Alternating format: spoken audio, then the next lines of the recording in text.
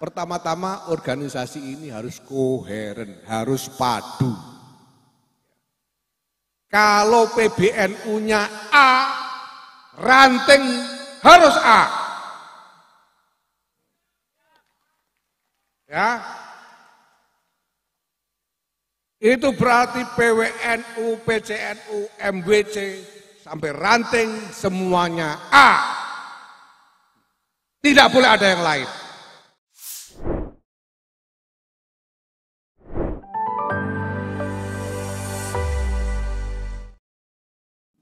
Assalamualaikum warahmatullahi wabarakatuh.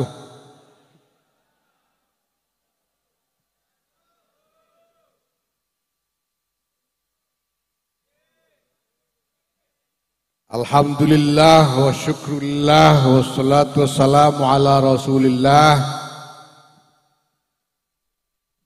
Sayyidina wa maulana Muhammadin ibn Abdullah wa ala alihi wa sahbihi wa mawalah. Amma ba'd, yang saya muliakan para kiai, para alim ulama fi ma'izzukum, yang saya hormati Gubernur Provinsi Lampung Bapak Arinal Junaidi dan Wakil Gubernur Ibu Husnuniyah, jajaran Forkopimda Provinsi yang hadir, para Bupati dan Wali Kota yang hadir dari seluruh Lampung. Alhamdulillah. Yang saya hormati jajaran pengurus-pengurus cabang se-Provinsi Lampung,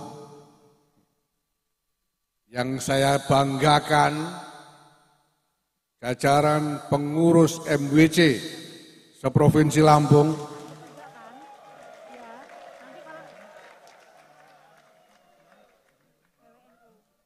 alhamdulillah.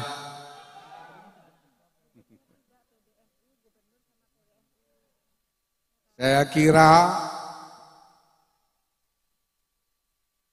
sudah sejak awal kita bisa merasakan suasana betapa konferensi wilayah untuk PWNU Lampung saat ini adalah konferensi yang istimewa.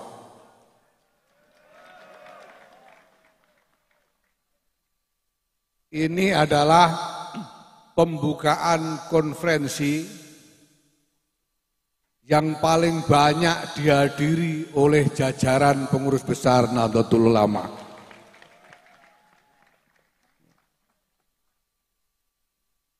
Saya datang bersama-sama dengan tim penuh.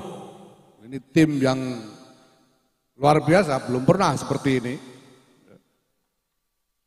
Bukan cuma dari Tanfidiyah, tapi juga dari Suriyahnya. Ada Rais Suriyah, Kiai Abdul Wahid Zamas, ada Khatib, Kiai Muhyiddin Thohir, ada Akwan, Kiai Maksum, Masya Allah, ini Masya Allah. Masih saya bawa juga, bawanya agak serius sekali ini tadi, sampai bawa pesawat pribadi saya ngangkutnya ini. Sekretaris Jenderal Haji Saifullah Yusuf, ini banyak saingannya hari ini karena banyak wali kota yang hadir juga.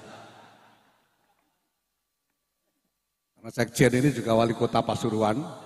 Di sini ada wali kota Bandar Lampung, wali kota Metro, yang jumlah kecamatannya lebih banyak daripada Pasuruan.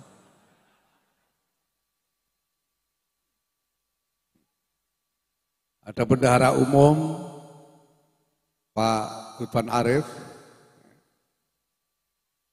ada Wakil Sekjen Pak Sarif Munawi, dan kita memang sejak awal memperlakukan Lampung ini istimewa.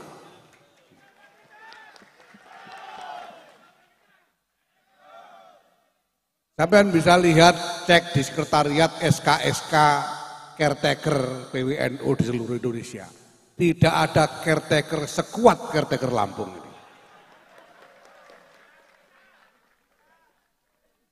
Ketua caretakernya saja wakil ketua umum, pengurus besar Nahdlatul Ulama, Bapak Amin Said Husni, ini luar biasa. Sekretarisnya wakil sekjen. Tempat-tempat lain ini ya paling-paling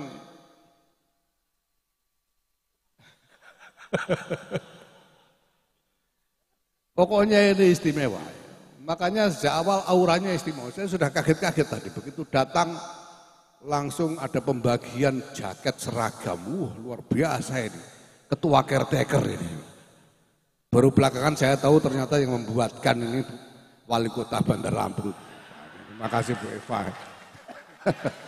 Saya kira ketua caretaker yang bikinkan. Masya Allah.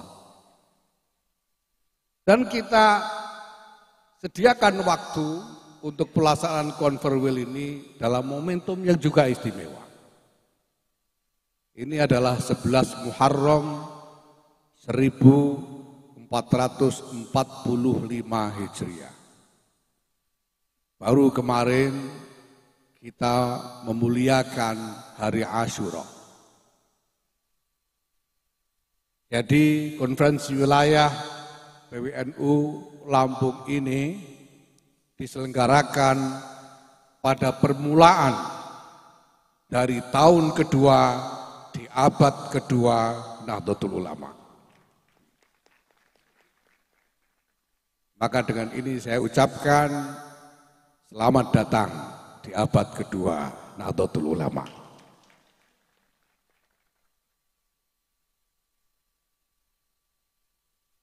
Bapak Ibu yang saya hormati, ini saya harus agak buru-buru ini, karena pada hari ini juga sebetulnya saya bersama Sekjen dipanggil oleh Rais Am untuk menghadap ke Surabaya dan diberi waktu siang ini, harusnya itu zuhur harus sampai di sana. Ini harus, Saudara Sekjen, saya minta tolong bacakan Fatihah untuk Rais Am supaya kita dimaafkan kalau telat nanti.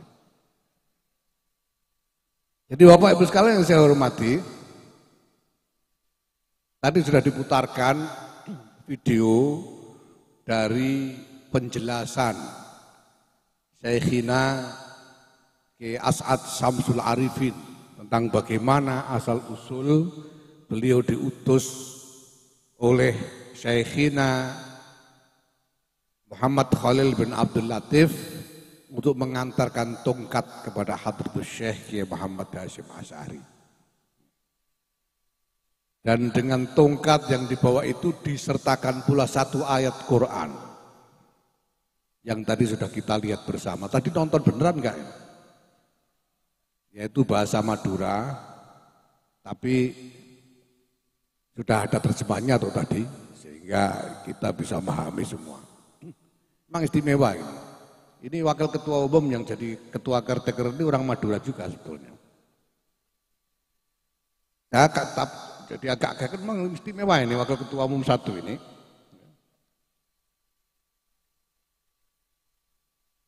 Baru berapa bulan jadi caretaker sudah hafal sejarah NU Lampung, ini luar biasa. Sampai mengalahkan ketua Lampung yang dulu, Bapak Muhammad Rektor Mukri. Tadi yang disebut Pak Gubernur tadi kurang Pak, bukan cuma Pak Mukri, Muhammad Rektor Mukri. Ya, spesialis begitu. Maka tidak heran kalau sekarang ini banyak rektor-rektor yang datang ini karena aura dari Bapak Muhammad Rektor ini.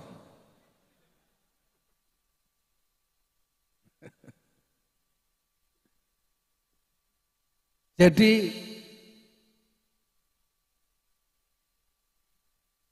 riwayat tongkat itu menggambarkan riwayat datangnya izin dari Syekhina Kiai Muhammad Khalil bin Abdul Latif kepada muridnya Hadratus Syekh Kiai Muhammad Hasyim Asy'ari untuk mendirikan Jam'iyah Nahdlatul Ulama.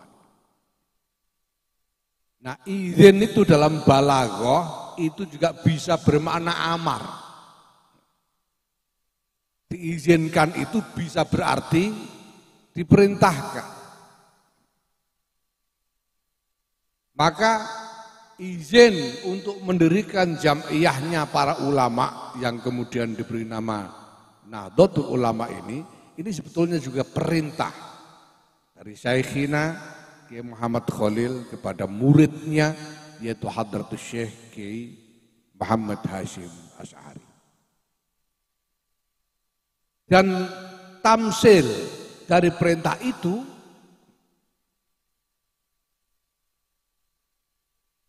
dilambangkan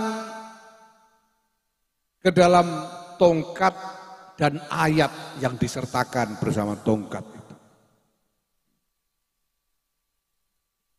Maka Bapak Ibu sekalian,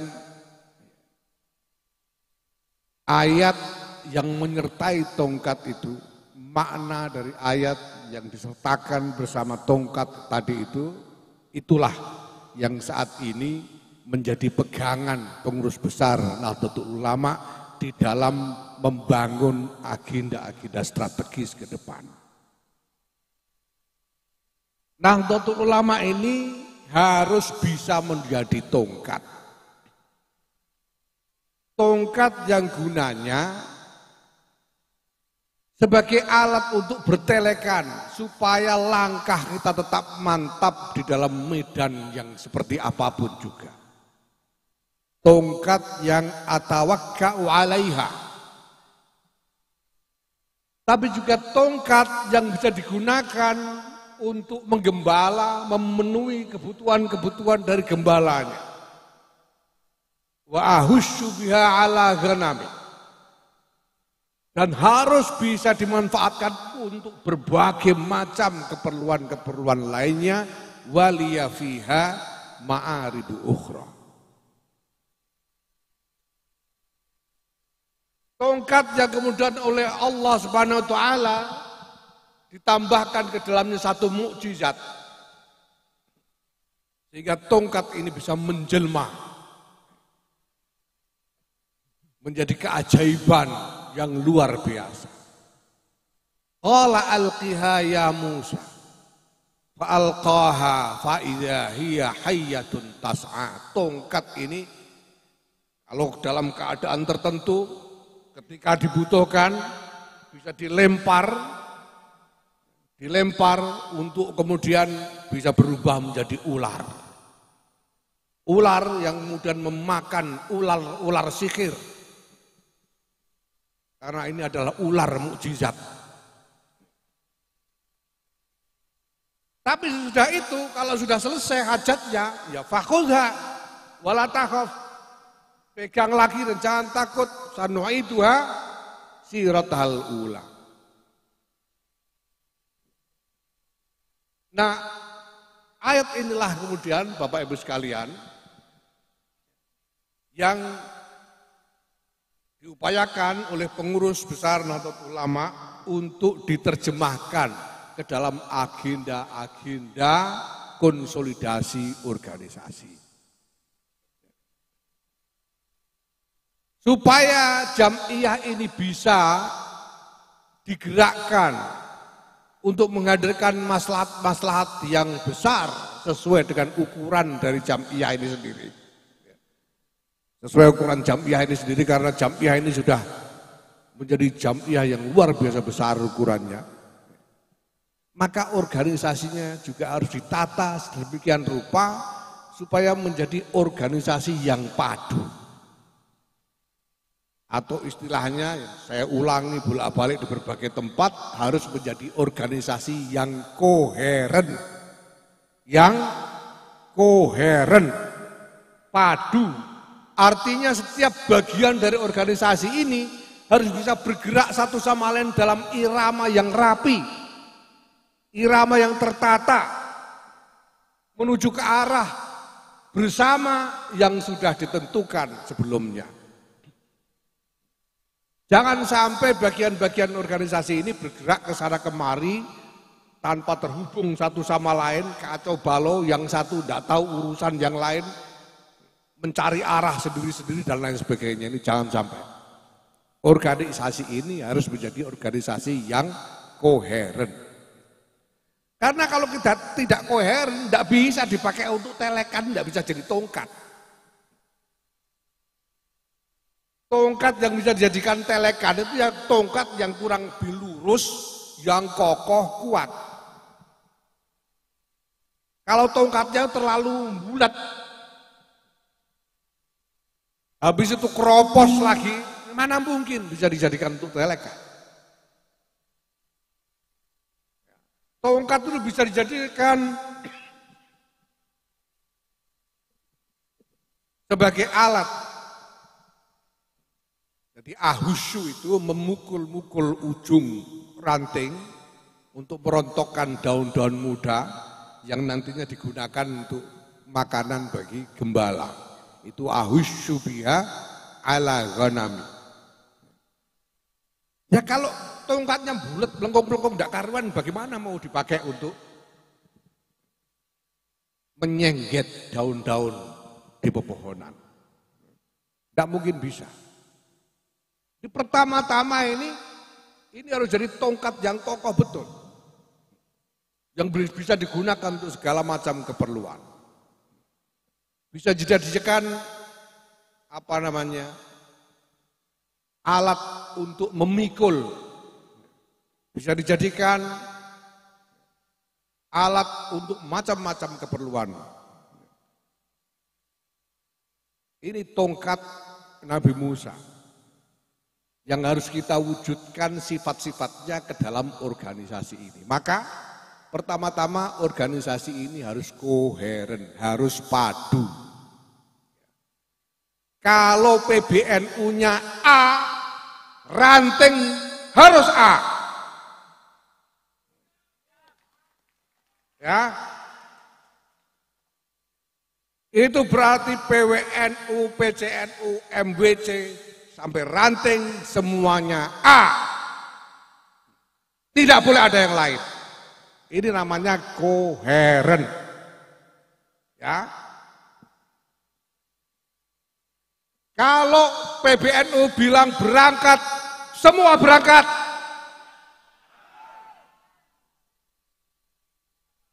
Kalau PBNU bilang berhenti, semua berhenti.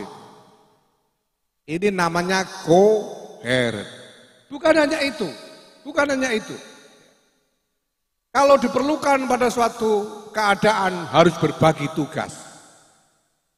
Sebagian harus duduk, sebagian harus berdiri, sebagian harus berjalan, sebagian harus berlari, maka bagian-bagian yang mendapatkan perintah itu harus siap melaksanakan sesuai perintah yang diberikan.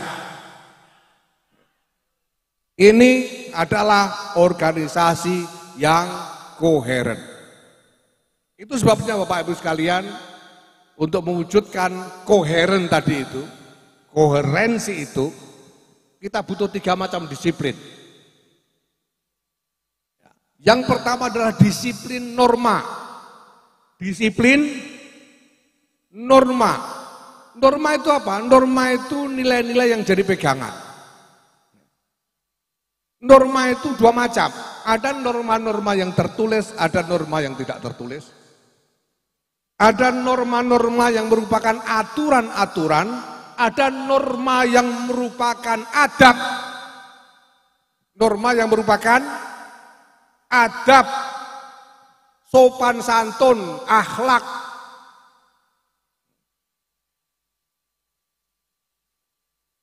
Kalau di dalam berbagai peraturan organisasi yang kita miliki, mulai dari ADART, peraturan perkumpulan, sampai peraturan-peraturan PBNU, di situ tertulis macam-macam ketentuan yang harus dijadikan pegangan. Maka mari kita ikuti ketentuan-ketentuan itu. Karena tanpa itu organisasi akan kocar-kacir. Kalau ketentuan-ketentuan yang sudah ada itu tidak kita ikuti, pertama-tama buat apa ketentuan itu dibikin kalau tidak diikuti? Yang kedua, ketentuan itu dibuat, didesain supaya organisasi ini menjadi satu kesatuan yang utuh, yang rapi, yang tertib. Maka kalau ketentuan-ketentuan itu tidak kita ikuti, barisan akan kocar-kacir. Saya kira Bapak Ibu sudah mendengar bahwa Pengurus Besar Nahdlatul Ulama ini begitu dikukuhkan, yang pertama-tama dilakukan adalah menyelesaikan desain organisasi. Maka kita kejar mulai Januari, akhir Januari 2022, kita kejar penyusunan berbagai macam aturan-aturan untuk memperjelas mekanisme-mekanisme organisasi, dan selesai pada bulan Mei kita tetapkan dalam konferensi besar yang kita selenggarakan bulan Mei tahun 2022 di Jakarta sejumlah 19 peraturan perkumpulan. Ini sebagai rancangan dasar organisasi. Organisasi ini bentuknya begini, tata caranya begini, itu rancangannya sudah ada semua di situ. Saya harap sudah ini nanti PWNU yang baru akan terpilih nanti, ini menjadikan agenda utamanya sosialisasi peraturan-peraturan perkumpulan dan peraturan-peraturan PBNU ini supaya semuanya paham. Ini dasarnya. Yang kedua adalah adab. Adab ini tidak tertulis, tapi harus kita ikuti karena Nahdlatul Ulama ini organisasinya ulama. Karena kita kader-kader Nahdlatul Ulama ini santri-santri, santri-santrinya ulama. Tidak patut disebut santri kalau tidak pegang adab.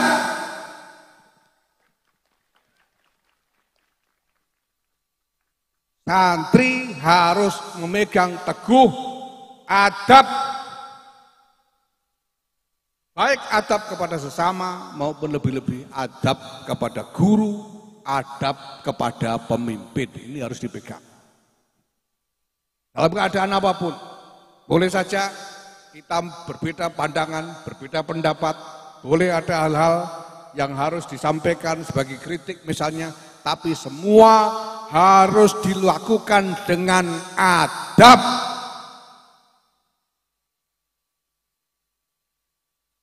Harus ada bedanya antara organisasinya ulama dengan organisasi yang bukan ulama.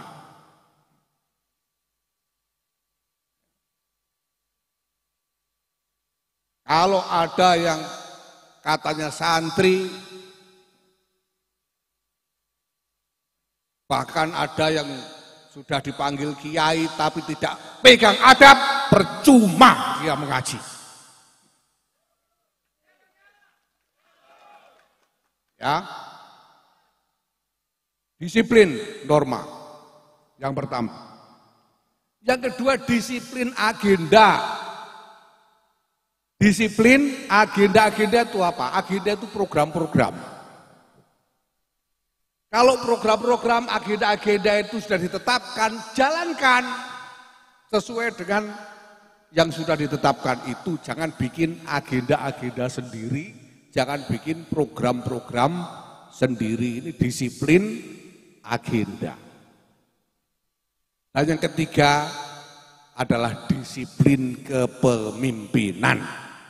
Disiplin kepemimpinan harus jelas di dalam organisasi ini siapa yang memimpin dan siapa yang dipimpin. Gak boleh semuanya mau nyerondol dari pimpinan semua. Ini kacau. Ini kacau kalau semua nyerondol minta jadi pimpinan, ya gak jadi organisasi. Harus jelas siapa yang memimpin, siapa yang dipimpin. Ini disiplin kepemimpinan. Nah ini semua penting Bapak Ibu sekalian. Kenapa? Karena tongkat ini kalau dilempar bisa jadi ular ini. Bisa makan ular-ular sihir ke sana kemari. Nah supaya bisa balik jadi tongkat lagi harus dipegang. Yang celaka itu kalau sudah jadi ular mau dipegang lari itu celaka. Ya. Ini sudah dilempar, sudah dari ular ke sana kemari mau dipegang lagi malah lari. Repot kita ini. Kemarin ada dua bilang, sudah lari kepalanya jadi dua lagi katanya. Tambah repot lagi kita. Ini tidak boleh terjadi. Itulah sebabnya kita jalan dengan agenda ini untuk menjadikan organisasi ini koheren. Supaya kalau sewaktu-waktu nanti Roes melempar tongkat ini jadi ular, bisa kita pegang lagi balik jadi tongkat lagi. Ularnya tidak lari. Ya, nah 3 disiplin tadi membutuhkan syarat-syarat. Syarat-syarat itu pada dasarnya adalah syarat bahwa organisasi ini harus valid. Organisasi ini harus bisa dipertanggungjawabkan. Karena kalau tidak bisa dipertanggungjawabkan, tidak mungkin koheren. Kalau tidak bisa dipertanggungjawabkan keberadaannya. Valid itu artinya bisa dipertanggungjawabkan. Kalau tidak bisa dipertanggungjawabkan bagaimana mau disiplin? Tidak akan bisa berdisiplin. Maka kita harus bangun strategi supaya organisasi ini menjadi valid. Bisa dipertanggungjawabkan. Valid itu ada 3 macam wujudnya. Yang pertama adalah validitas personal. Personalia, maaf. Validitas personalia. Artinya kalau ada yang namanya dicatat, kalau ada namanya disebut, orangnya harus ada. Jangan sampai namanya disebut, orangnya tidak ada, itu tidak boleh ada. Tidak boleh, harus ada orangnya. Dan identitasnya harus sesuai dengan apa yang dilaporkan. Ini namanya validitas personalia. Ini personilnya ini harus valid. Kalau dibilang Muhammad Mukri harus ada orangnya. Kalau dibilang rumahnya di Bandar Lampung harus ada di Bandar Lampung. Ya. Ada tangganya berapa harus bisa dihitung. Rumahnya itu tadi. Ini namanya valid personilnya. Jangan sampai disebut namanya orang yang tidak ada. Katanya Bandar Lampung ternyata orang Jakarta. Ini tidak bisa, namanya tidak valid. Valid personalia. Yang kedua, validitas proses. Proses-proses di dalam organisasi itu harus valid sesuai dengan disiplin norma tadi. Karena semua mekanisme itu sudah ada ketentuan. Maka kalau ada kepengurusan, prosesnya harus valid sesuai dengan ketentuan. Supaya kepengurusannya bisa dipertanggungjawabkan. Kalau tidak sesuai dengan ketentuan ini berarti prosesnya tidak valid. Ya. Dan yang ketiga, validitas administrasi. Nah ini yang memang paling sulit ini di NU selama ini. Validitas administrasi. Semua yang menyangkut personalia, menyangkut proses-proses, tata cara dan sebagainya ini harus dicatat dan diadministrasikan dengan baik sesuai ketentuan. Ya. Ini 3 validitas ini. Itulah sebabnya Bapak Ibu sekalian, sekarang ini pengurus besar Nahdlatul Ulama menjalankan agenda verifikasi dan validasi MBC dan ranting-ranting. Supaya apa? Supaya semuanya valid. Nah, Jenengan jangan lalu merasa katakanlah terancam oleh verifikasi dan validasi. Ini bukan soal ancam mengancam. Ini soal memperbaiki validitas organisasi. Ya, saya mendapatkan laporan bahwa MBC di Lampung ini sebagian besar masih belum valid. Jangan khawatir, sesudah ini akan divalidasi. Artinya PBNU akan membantu MBC ini supaya semuanya memiliki identitas dan postur organisasi yang valid. Ya. Ini penting sekali Bapak Ibu, penting sekali. Mohon maaf ya, harap didengarkan. Nanti habis ini ranting. Ini penting, sangat penting. Kenapa? Karena PBNU ini pada saat yang sama yang nanti segera akan diluncurkan juga akan menjalankan satu program khusus yang kita sebut sebagai Gerakan Keluarga Maslahat Nahdlatul Ulama. Ya. Gerakan Keluarga Maslahat Nahdlatul Ulama ini nanti kegiatan-kegiatannya ada di desa. Jadi kegiatan-kegiatannya akan diselenggarakan di desa, melibatkan warga NU di desa-desa. Ya, yang mengelola ya jajaran NU ini sampai ke MBC, sampai ke ranting. Isi kegiatannya dari mana? Banyak dari isi kegiatan itu merupakan program-program pemerintah yang dibiayai oleh anggaran pemerintah. Ya, program pemerintah yang dibiayai dengan anggaran pemerintah, paham ya? Lah yang menjalankan MBC dan ranting juga nanti. Yang mengelola anggaran itu nanti juga MBC dan ranting, maka pertanggungjawabannya harus jelas. Kalau enggak, sekarang ini zamannya KPK begini, ini repot sampean. Ya, kalau disebut itu siapa penanggung jawabnya? MBC, dasar MBC-nya apa? Ternyata kacau balau, gimana coba? Padahal ada yang harus dipertanggungjawabkan.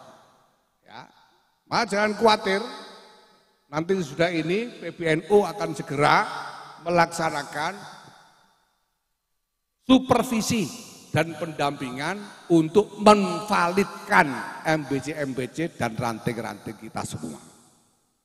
Ya.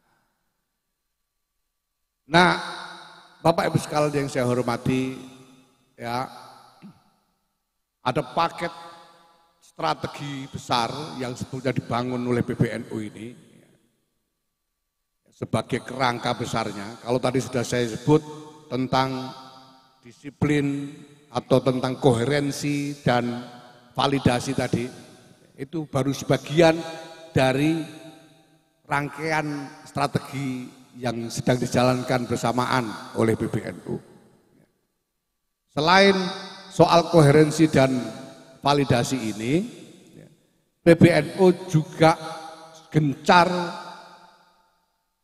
menjalankan program sistematisasi pendidikan kader Nahdlatul Ulama. PBNU sudah berhasil menyelesaikan sistematisasi kader ini sampai ke kedua tingkat, karena pengkaderan nanti akan dibuat 3 tingkat. Yang pertama adalah PDPKPNU, ini tingkat paling dasar. Kemudian PMKNU, ini tingkat menengah, dan tingkat tertinggi nanti adalah AKNNU. Ya, AKNNU ini Akademi Kepemimpinan Nasional Nahdlatul Ulama. Pelatihan kader ini akan menjadi syarat, akan menjadi tulang punggung dari perjenjangan kader dan kepemimpinan Nahdlatul Ulama. Oleh karena itu, ini nanti akan kita terapkan bahwa untuk menjadi calon ketua cabang misalnya, ya, harus sudah lulus PMKNU untuk bisa menjadi calon ketua cabang. Untuk menjadi calon ketua MBC harus lulus PDPKPNU. Atau kalau dulu pernah ikut PKPNU itu setara, pernah ikut MKNU itu setara, itu cukup untuk menjadi syarat calon ketua MWC. Ya. Kalau ketua ranting enggak usah pakai syarat, pokoknya anggota sudah bisa jadi ketua ranting. Enggak pakai syarat. Ya. Tapi untuk ketua MBC harus lulus PD PKP NU atau PKPNU atau MKNU. Itu cukup untuk menjadi ketua MBC. Untuk menjadi ketua cabang harus lulus PMKNU, ini tingkat kedua dari pengkaderan. Nah, untuk menjadi calon ketua wilayah itu seharusnya harus lulus AKNNU, Akademi Kepemimpinan Nasional NU. Nah, cuma mohon maaf, ini AKNNU ini baru selesai kurikulumnya insya Allah bulan September nanti, jadi belum sempat kita laksanakan. Ya, kenapa? Nah, tapi loh itu belum selesai, belum ada yang lulus AKNNU kan kok sudah ada konverwil. Nah, makanya dari tadi saya bilang ini konverwil istimewa. Karena kita mau mengejar awal tahun kedua dari abad kedua Nahdlatul Ulama. Dan sekaligus karena di Lampung ini dulu, muktamar di Lampung ini dulu PBNU yang sekarang ini dipilih, maka Lampung ini menjadi konverwil pertama yang menerapkan strategi konsolidasi organisasi PBNU secara keseluruhan. Ya. Nah, karena AKNNU belum sempat kita jalankan, insya Allah September nanti, ya, maka ya untuk menjadi ketua PWNU nanti kita turunkan syaratnya, cukup PMKNU saja, gitu ya. Sementara ini, tapi tugasnya nanti begitu terpilih. Insya Allah September atau Oktober kita bisa selenggarakan AKNNU ini harus buru-buru mengikuti Akademi Kepemimpinan Nasional Nahdlatul Ulama. Ya. Ini penting supaya jelas ini, karena tadi ini dibutuhkan untuk mewujudkan disiplin-disiplin tadi. Ya. Ini yang kedua adalah penataan organisasi berupa mekanisme-mekanisme, yaitu disiplin dan validasi tadi. Dan yang ketiga adalah pola kegiatan yang akan kita bentuk untuk menjadi pola yang baru. Strategi kita dengan melaksanakan gerakan keluarga maslahat NU ini. Jadi ke depan nanti pola kegiatan NU itu titik tekannya ada di basis, ada di kegiatan-kegiatan yang melibatkan warga di desa-desa. Kita sudah cukup membuat proyek-proyek mercusuar, udah banyak sekali, dan ini akan terus menggelinding bertambah terus. Proyek mercusuar itu apa? Ya bangsa perguruan tinggi, rumah sakit, itu kan proyek-proyek mercusuar ini. Dan lain sebagainya ini. Sekarang waktunya kita menyentuh warga secara langsung. Supaya apa? Supaya kita ini sebagai pengurus, sebagai organisasi ini kenal betul dengan warga. Dan warga juga jadi kenal betul kepada Nahdlatul Ulama. Karena ini tradisi kiai kita dari dulu. Seperti yang digambarkan di dalam syair tibaan yang biasa kita baca setiap malam Jumat itu. Wabi ayatil Qur'ani unu fata'id fina akhol wahani na'riful batha wa ta'rifuna wasofa wal bar wasofa wal baita ya'lafuna. Na'riful batha wa ta'rifuna, supaya kita sebagai organisasi ini kenal betul keadaan dari warga kita ini, dan warga juga kenal betul dengan organisasi ini. Ini sudah saatnya dan akan kita mulai. Bukan berarti kita lalu tidak mau lagi bikin perguruan tinggi, tidak mau lagi bikin rumah sakit, enggak. Tapi sekarang polanya kita kembangkan menjadi titik tekan kepada kegiatan yang melibatkan warga secara langsung. Bapak Ibu sekalian, ini semua adalah rangkaian strategi yang menjadi satu sistem yang sedang kita upayakan dengan sekuat tenaga pelaksanaannya. Saya telah menyaksikan selama 1,5 tahun kepengurusan PBNU ini, bagaimana teman-teman pengurus PBNU ini bekerja habis-habisan betul. Sudah penjenengan tidak bisa membayangkan bagaimana cara kerjanya teman-teman PBNU ini. Mulai dari Suriah sampai Tanfidiyahnya. Bagaimana Profesor Muhammad Rektor ini pontang-panting tidak karu-karuan.